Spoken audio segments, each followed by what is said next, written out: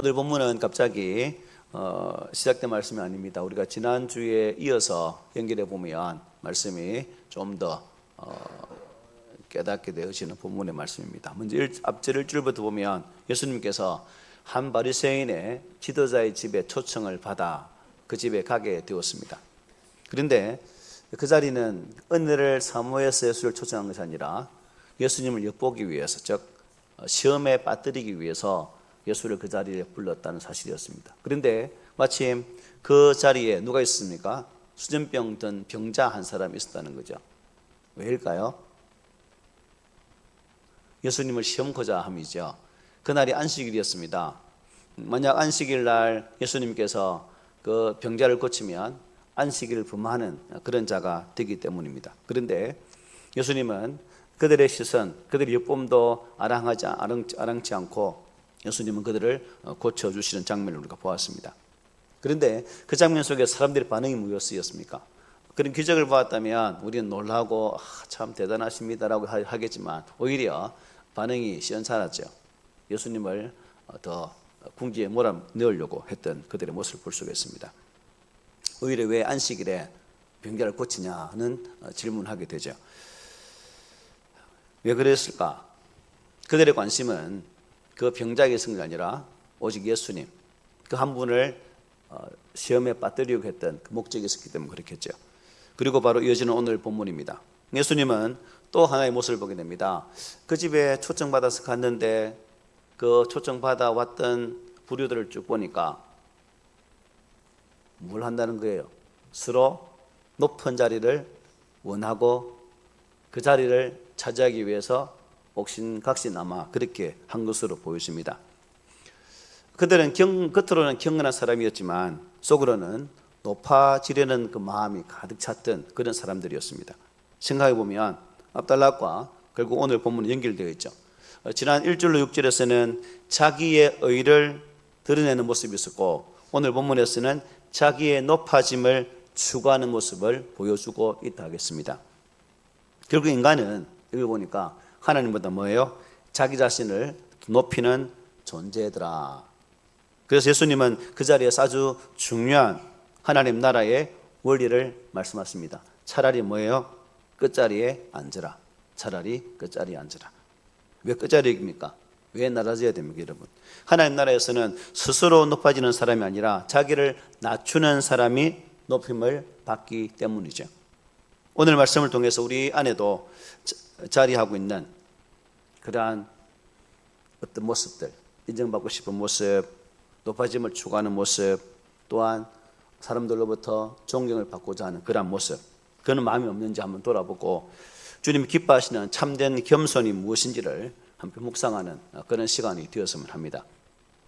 오늘 본문은 이제 7절은 이렇게 말하죠. 초청받은 사람들의 행동을 보고 계십니다. 주님께서 청함을 받은 사람들이 높은 자리 택함을 보시고 그들에게 비유로 말씀하여 이르시되라고 증가하죠.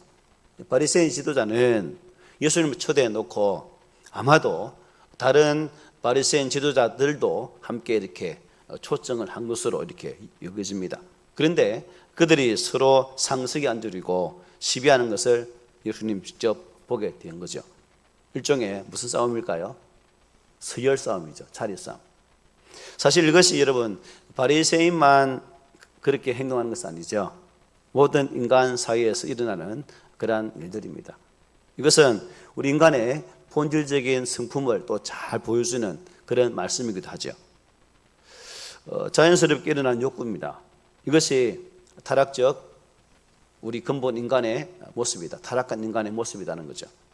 창세기 3장에 보면 인간이 타락하는 장면이 나오죠. 뱀이 선악을 알게 하는 과실나무 앞에서 누굴 유혹합니까?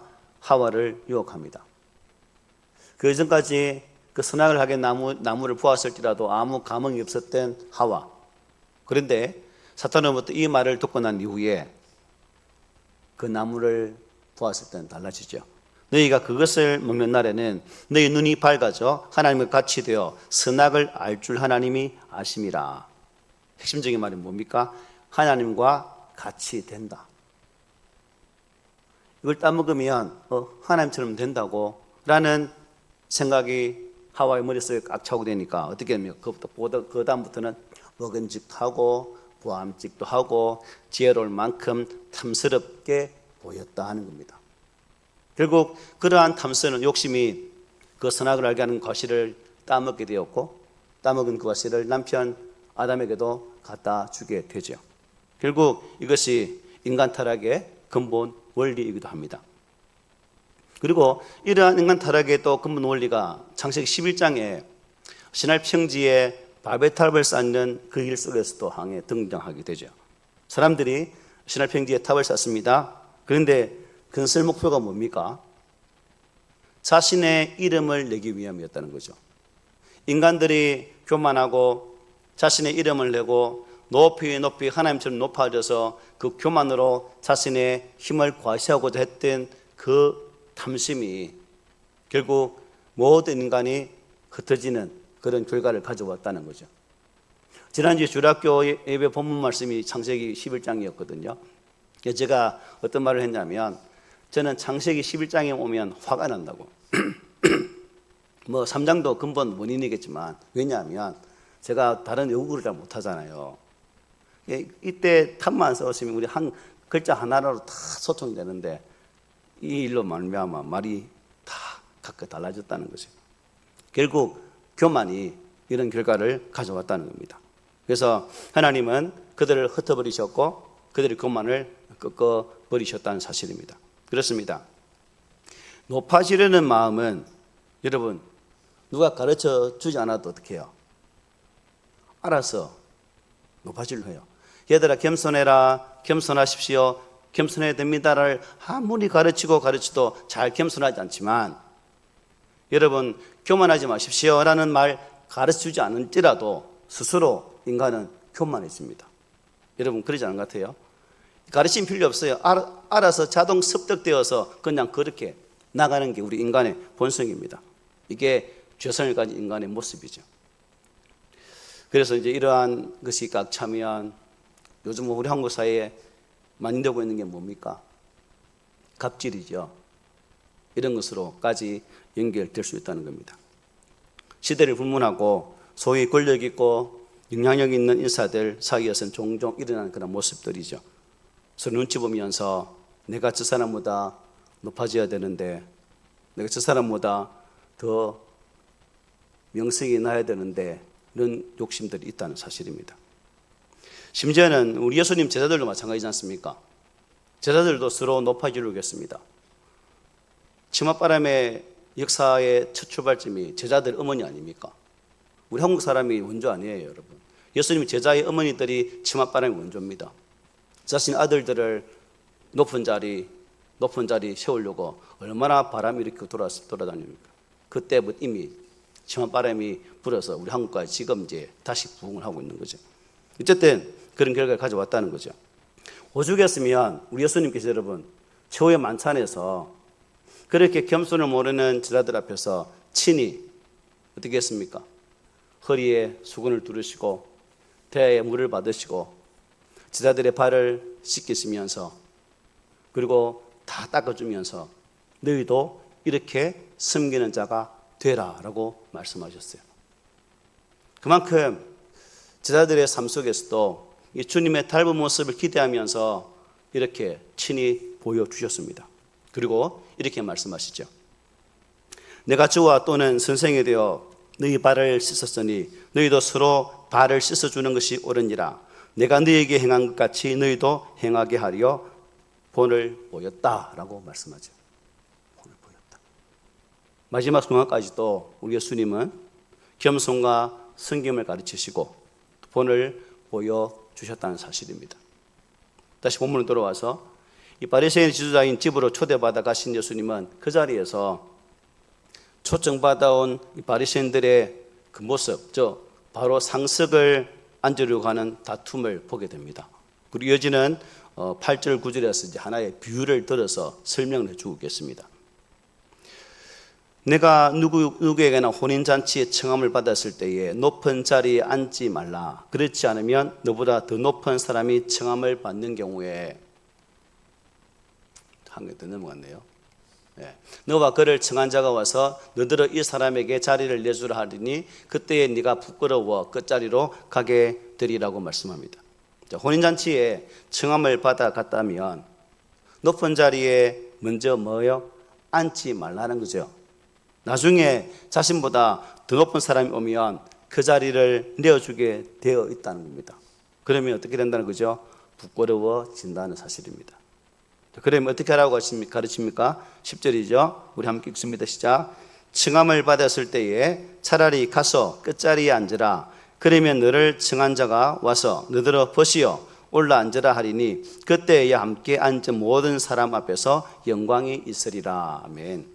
청함을 받았는데 어떤 자리에 앉아야 할지 모르겠다면 차라리 어떻게 하라고요? 제일 하석에 앉는 것이 지혜롭다는 것입니다.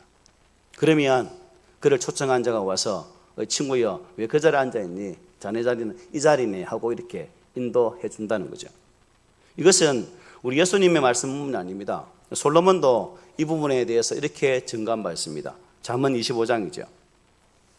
왕 앞에서 스스로 높은 체하지 말며 대인들의 자리에 서지 말라. 이는 사람이 내게 이리로 올라오라고 말하는 것이 네 눈에 보이는 귀인 앞에서 저리로 내려가라고 말하는 것보다 나음이라고 솔로몬이 말했습니다. 그러니까 이 솔로몬의 말씀은 예수님뿐만 아니라 당시의 율법학자들이나 서기관들은 충분히 뭐예요? 알고 있는 말씀이었다는 겁니다. 문제는 그냥 아는 것으로 끝난 데 있다는 거죠. 알미 삶으로 이어지지 못했다는 겁니다. 아무도 행하지는 않았다는 거죠. 그래서 행하지 않는 믿음은 야고보가 뭐랬습니까? 죽은 믿음이라고 말씀하지 않았습니까? 근데 실천하지 않는 지식은 결국 뭐예요? 참된 지식이 아니다 하는 사실을 알 수 있는 부분이죠. 그래서 실천이 없으면 그 지식은 아무 쓰잘데기 없다는 사실을 깨닫게 되죠. 자, 그러면 왜 이런 현상이 벌어지게 되었을까? 왜? 하나님의 말씀에 순종하지 못하기 때문입니다. 자, 그렇다면 여러분, 우리가 이 하나님의 말씀대로 순종하지 못하는 이유는 무엇일까요? 우리 속에 내재되어 있는 탐욕과 교만들을 내려놓지 못하기 때문입니다. 내 안에 있는 것을 포기하지 못하는 거죠. 어떤 사람들은 여러분 형식적으로나 순종하는 척하죠. 척은 누구나 할 수 있으면 저도 척할 수 있고 여러분도 다 척할 수 있습니다. 이렇게 저렇게 착한 척, 경건한 척, 거룩한 척 할 수는 있습니다. 그런데 겉은 척하지만 속은 뭐예요? 자신의 속에 내재되어진 그 생각들은 쉽게 변하지 않는다는 거죠. 만약 제가 예를 들어서 하석에 앉았다 생각해 보겠습니다. 그러면 어느 잔치집에 갔는데 제일 뒷자리에 앉았는데 혼자서 쏘가기를 이게 앉아있으면 나를 앞으로 인도해 주겠지, 나를 적당한 자리에 앉아주겠지, 저 사람이 내보다 좀 못하는데 내보다 높은 자리에 앉아있네, 그러면 내 자리는 좀 되겠네 라는 그런 생각들, 여러분 혹시 가져본 적 없습니까? 그런 마음이 속에 있을 수 있다 없다? 있다는 거죠. 결국 비록 이 사람은 제가 비록 제 끝자리에 앉아있지만 실제적으로는 겸손함이 아니라 가식된 모습으로 그 자리에 앉아있는 거죠. 실제로는 여전히 높은 자리에 앉아서 자신의 위치만을 탐하고 있는 그런 자이다는 것입니다. 그래서 우리가 이것을 보면서 높아지려는 목적을 달성하기 위한 수단으로 나의 삶을 어떻게 이어가고 있는가? 아니면 겸손한 자로서 주의 부르심 앞에서 그 말씀의 의미들을 생각하고 그 말씀을 주시는 참된 뜻을 따라서 우리는 순종의 모습으로 살고자 애를 쓰고 있는가? 이런 질문들이 우리에게 필요하다는 거죠. 그리고 그 질문 속에서 우리는 알므로 그치는 신앙생활이 아니라 그 알미 나의 행동으로 나의 삶으로 나타나게 되어질 때 비로소 우리의 신앙은 하나님 보시기에 바른 온전한 신앙이다 볼 수가 있는 거죠. 그래서 예수님이 이 말씀을 통해서 우리에게 가르치고자 하시는 것은 여러분 겸손한 행동이 아니라 뭘까요? 겸손한 존재가 되는 것입니다. 행동으로 나타나는 것이 아니라 우리 삶 전체가 그런 존재로 서기를 바라는 그 뜻에서 이 말씀을 주셨다는 거죠.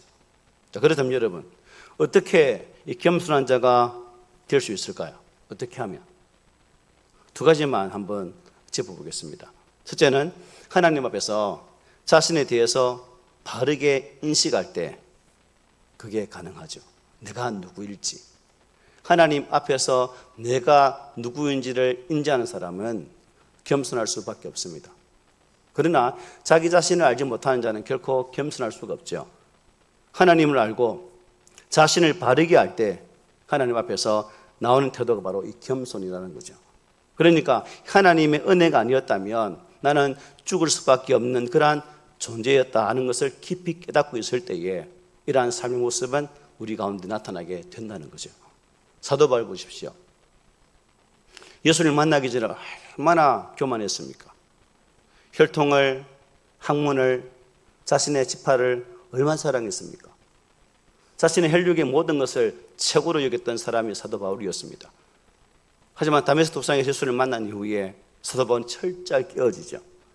그동안 자신이 가졌던 그 모든 것들, 자신이 누려왔던 그 모든 것들, 그리고 자신의 최고라고 생각했던 그 모든 것들이 아무 쓸데없는 그냥 배설물 같은 그런 것이구나 하는 사실을 깨닫게 되어지면서 빌립보 교회에게 이런 고백을 하게 되죠.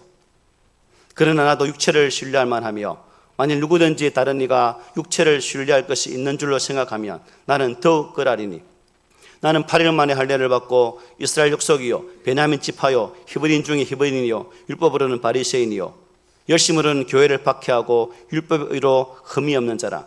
그러나 무엇이든지 내게 유익하던 것을 내가 그리스도를 위하여 다 해로 여길 뿐더러 또한 모든 것을 해로 여기면 내 주 그리스도 예수를 아는 지식이 가장 고상하기 때문이라. 내가 그를 위하여 모든 것을 잃어버리고 배설물로 여기면 그리스도를 얻고 그 안에서 발견되려 함이니 내가 가진 의는 율법에서 난 것이 아니요 오직 그리스도를 믿음으로 말미암은 것이니 곧 믿음으로 하나님께로부터 난 의다라고 고백했습니다. 예수를 만난 사도 바울의 변화의 모습,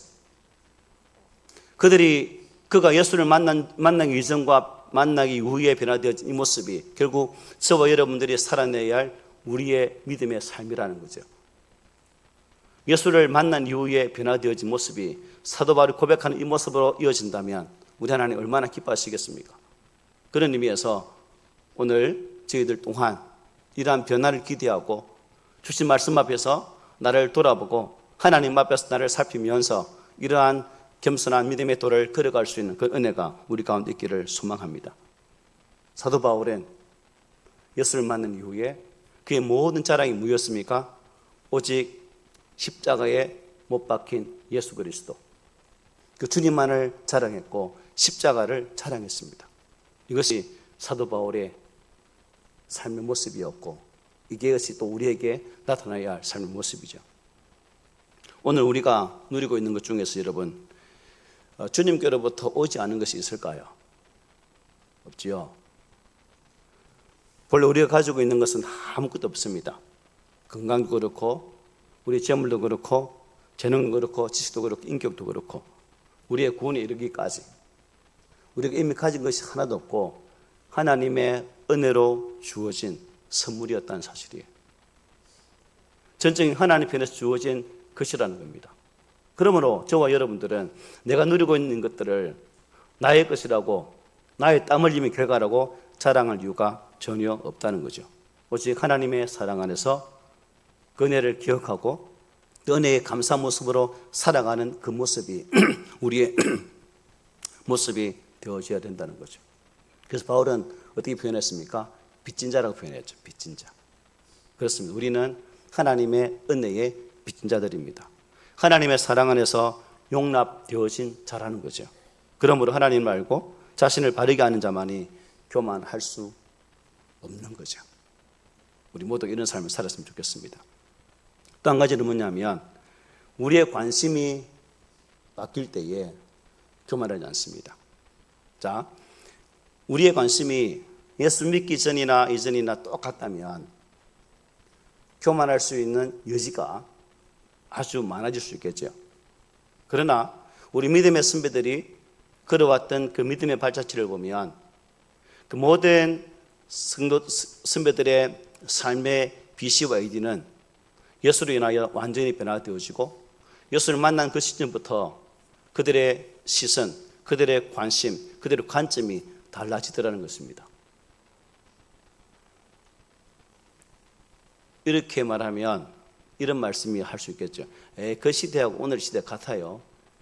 오늘은 다양한 시대고 사람이 살기 위해서는 단순한 시대보다 더 복잡한데 그게 오늘 이 시대에 적용하면 되나요?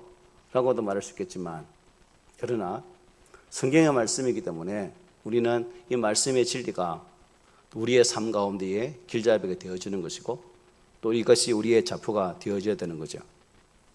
지금 청함을 받은 율법 교사들과 바리새인들은 높은 자리, 명예의 자리에만 관심이 있었죠. 마태복음에 보면 예수님이 이 바리새인을 책망하시면서 그들이 모세의 자리에 앉았다라고 비판하십니다. 마태복음 23장입니다. 이에 예수께서 무리와 제자들에게 말씀하여 이르시되 서기관들과 바리새인들이 모세의 자리에 앉았으니 그러므로 무엇이든지 그들이 말하는 바는 행하고 지키되 그들이 하는 행위는 본받지 말라. 그들은 말만 하고 행하지 아니한다라고 말씀하셨어요. 뭘 본받으라고요? 그들이 말하는 바는 행하고, 즉 기록되어진 말씀 좋은 것이잖아요. 그것은 행하고 그들이 보여주는 행위는 본받지 말라라고 말씀하고 있습니다. 그들이 모세의 자리에 앉았다고 비판하신 것은 그들의 교만한 태도를 비유적으로 표현한 단어죠. 이와 같이 그들의 관심은 오로지 자리를 차지하는 데 있었습니다. 그렇기 때문에 보기에도 부끄러운 모습을 그들은 보여준 거죠. 잔치 자리에서 높은 상식을 차지하기 위해서 눈치작전이 있었다는 겁니다. 그러나 우리는 이 자리에 대한 관심을 접어야 되겠죠. 우리가 정말 깊은 관심을 가져야 할 것은 내게 주어진 주님의 사명이 무엇일까입니다. 왜 주님이 오늘 이 시대에 나를 부르셔서 예수 믿는 자로 세워주셨을까? 성도로 세우실까? 이 부르심에 대한 자각, 인식이 우리 가운데 있어져야 되는 거죠. 지금 이 세상에서 어떤 자리에 올라가냐가 중요한 것이 아니라 지금 내게 주어진 사명이 무엇일까에 대한 분명한 깨달음이 중요하다는 거예요. 그래서 로마서 이렇게 말하지 않습니까? 우리 함께 읽습니다. 시작. 우리가 살아도 주를 위하여 살고 죽어도 주를 위하여 죽나니 그러므로 사나 죽으나 우리가 주의 것이로다. 아멘. 사명이 생기니까 자리는 중요한 것이 아니라 뭐예요? 심지어 죽는 것도 좋다라고 이렇게 고백하고 있습니다. 관심이 바뀌니까, 초점이 바뀌니까 이런 고백으로 이어지는 거죠. 그래서 하나님은 우리가 어디까지 올라가느냐에 관심을 두지 않습니다. 오히려 얼마나 이 사명을 완수했느냐에 관심을 가지는 분이 주님이십니다. 세상에서 명화로운 자리, 높은 자리가 우리를 구원의 길로 이끌지 못해요. 오직 예수 그리스도 안에서, 오직 믿음으로 우리는 영생의 길을 걸어갈 수가 있다는 사실입니다. 그리고 이 믿음 속에서 주어진 사명의 길을 가는 것이 중요한 거죠. 예수님은 오늘 이 말씀의 결론에서 이렇게 말씀합니다. 11절에 보니까 이렇게 말씀하죠. 무릇 자기를 높이는 자는 낮아지고 자기를 낮추는 자는 높아지리라. 우리 함께 읽어볼까요? 시작. 무릇 자기를 높이는 자는 낮아지고 자기를 낮추는 자는 높아지리라. 아멘. 여기서 우리는 중요한 두 가지의 교훈을 얻을 수 있습니다. 첫째는 상습과 말습, 즉 높아지고 낮아지는 것을 결정하실 분은 누구라는 겁니까? 하나님 한 분밖에 없다는 것입니다. 하나님밖에. 세상은 스스로를 높이려고 하지만 주님은 그 하나님이 높여주시는 것이 진짜라고 말씀해요. 여러분, 한나의 기도를 기억하십니까? 사무엘상 2장에서 이렇게 한나는 기도하면서 고백합니다. 여호와는 주이기도 하시고 살리기도 하시며 서울에 내리기도 하시고 거기에서 올리기도 하시는도다. 여호와는 가난하기도 하시며 부하기도 하시며 낮추기도 하시며 높이기도 하시는도다. 우리 인생의 모든 안고 일었음의 모든 주권자가 하나님 한 분밖에 없다는 고백입니다. 하나님은 겸손한 사람을 높여주십니다. 진짜 하나님을 믿는 사람이라면 예수님의 그 말씀을 진리로 믿고 따라가야 한다는 거죠. 둘째는 뭡니까? 진정으로 높은 자와 낮은 자가 결정될 때는 마지막 때라는 거예요. 마지막. 지금은 누가 높은지는 알 수가 없어요. 나중에 이제 주님 앞에 섰을 때, 만약에 오늘은 제가 목사지만 그 날아가면 제가 제일 하수에 있을 수도 있다는 거죠. 제일 밑바닥에서 그냥 허드렛 일 하는 그런 사람일 수 있다는 겁니다. 세상의 질서가 여러분 천국에서의 질서가로 이어지지 않는다는 거예요. 대역전의 때가 온다는 겁니다. 부자와 나사로의 모습 보지 않습니까? 이 땅에서 부한자로 살았지만, 나사로는 이 땅에서 거지로 살았지만, 아브라함의 품에 갔을 때는 나사로는 하나님의 은혜의 보좌 앞에 있었고, 부자는 고통에 힘든 가운데 있었다는 사실입니다. 예수님께서 말씀하지 않았습니까? 낙타가 바늘귀로 들어가는 것이 부자가 하나님 나라에 들어가는 것보다 쉽다라고 말씀하셨어요. 그래서 베드로도 이렇게 교훈했습니다. 우리 베드로의 교훈을 함께 읽어보겠습니다. 시작. 젊은 자들아, 이와 같이 장로들에게 순종하고 다스로 겸손으로 허리를 동이라. 하나님은 교만한 자를 대적하시되 겸손한 자들에게는 은혜를 주시느니라. 그러므로 하나님의 능하신 손 아래에서 겸손하라. 때가 되면 너희를 높이시리라. 아멘. 하나님의 능하신 손 아래에서 겸손하라. 때가 되면 너희를 높이시리라. 여러분, 하나님 앞에서 자신에 대해서 바르게 인식할 수 있는 그런 모습이 바로 우리들의 모습이 되었으면 합니다. 하나님의 은혜가 아니었다면 죽을 수밖에 없는 존재였음을 깊이 깨닫고 늘 겸손함으로 감사하는 우리 모두가 되었으면 합니다. 단지 겸손한 행동으로 머무는 것이 아니라 겸손한 존재로 살아가기를 부탁드립니다. 그리고 자리에 대한 관심을 접고 내게 주어진 주님의 사명이 무엇일까를 항상 관심을 두고 살았으면 합니다. 저 여러분들이 항상 이 겸손히 주님의 은혜를 감사하고 또한 겸손히 나보다 남을 높이면서 더욱 낮은 데 처하면서 끝내 하나님께로부터 높임을 받는 성도, 그 자가 진정 높은 자가 아니겠습니까? 그래서 여러분들이 바로 주님께로부터 가장 존귀한 자 인정받는 복 있는 자가 되시기를 오늘 말씀으로 부탁을 드립니다. 아멘.